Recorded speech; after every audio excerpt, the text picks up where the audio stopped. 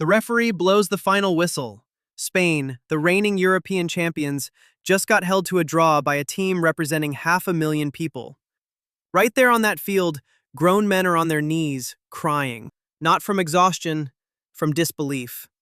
A few thousand miles away, on a small chain of islands in the middle of the Atlantic, people are pouring into the streets, car horns blaring, flags hanging out of every window. This is Cape Verde. A country smaller than Rhode Island just held one of the best teams on the planet to a draw at the World Cup. And the story of how they got to that field is even crazier than the result itself. Let's get into it. Cape Verde is 10 tiny islands off the coast of West Africa, home to just over 500,000 people.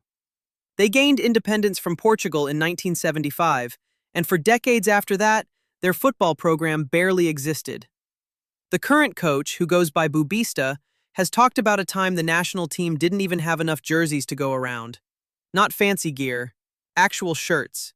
You know the type of program this was. Broke, ignored, going nowhere. Here's where it gets interesting. In 2013, Cape Verde faced Cameroon, a four-time African champion, in World Cup-adjacent qualifying for the Continental Cup. On paper, this wasn't a contest. In practice, Cape Verde knocked them out.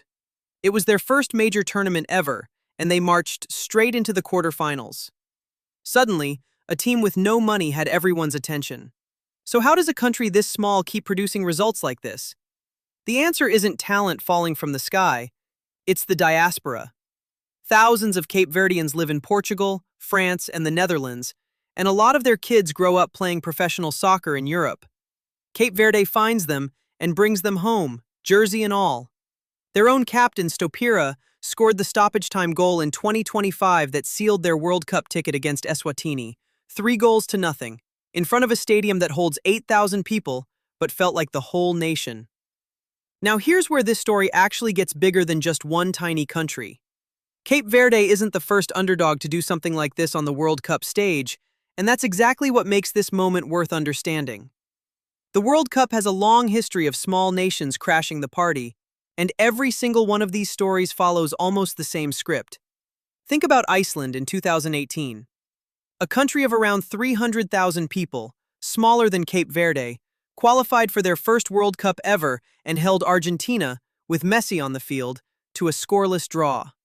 The whole nation, practically every able-bodied adult, seemed to fly to Russia just to watch it happen in person. Think about Trinidad and Tobago in 2006. A country of just over 1 million people qualified for their first World Cup and held Sweden to a draw in their opening match, a result nobody outside the islands expected, and one their captain still calls the proudest moment of his life. Think about Costa Rica in 2014.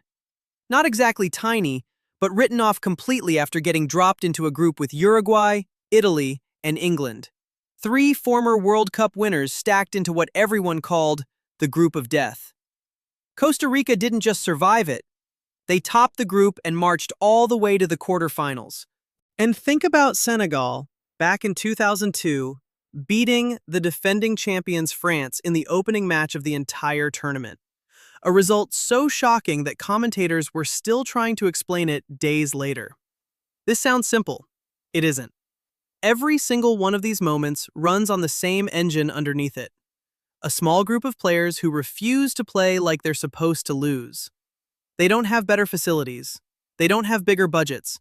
What they have is nothing left to prove wrong except the doubt itself. And sometimes that turns out to be the only thing that actually matters on the day.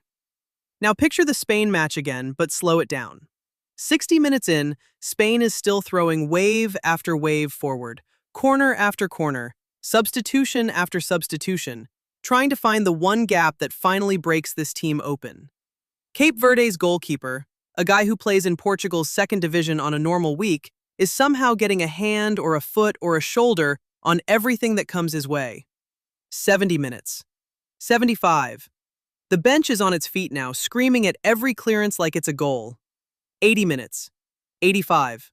Spain is desperate, pushing numbers forward, the kind of pressure that usually cracks a small team wide open in the final 10 minutes of a World Cup match. It doesn't happen here.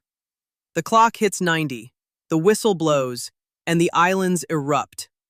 Cape Verde's story isn't really about being better than anyone. On paper, they're not.